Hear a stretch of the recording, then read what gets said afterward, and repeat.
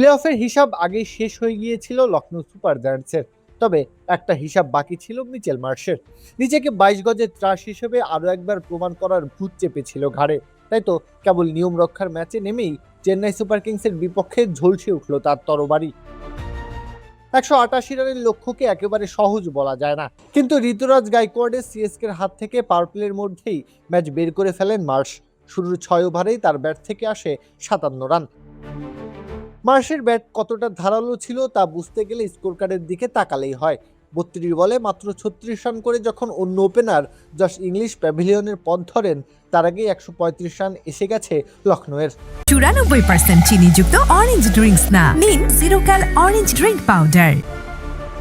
ক্রিজে ছিলেন 38 বল, তাতেই 9 বার 4 মেরেছেন, 6 হাঁকিয়েছেন, 7 বার। আর একটু সময় থাকলেই 3 অঙ্কের ম্যাজিক্যাল ফিগারটা স্পর্শ করে ফেলতেন, কিন্তু রান আউটের ফাঁদে কাটা পড়তে হলো 90 রানের ঘরে। বিষাদের পাহাড় বুকে চেপে সাজঘরে ফিরেছেন ঠিকই, তবে লখনৌয়ের জন্য জয়ের রাস্তা করে দিয়েছেন। চেন্নাই আশা করেছিল এই ম্যাচ জিতে নিয়ে প্লে অফের দৌড়ে নিজেদের এগিয়ে রাখবে। 188 রানের লক্ষ্য দেওয়ার পরেও মনে সেই ভাবনাই ছিল, কিন্তু একা হাতে মার্শি তাদের সকল স্বপ্নকে ধুলিতে মিশিয়ে দিয়ে লখনৌকে এনে দিয়েছেন 7 উইকেটের বিশাল জয়।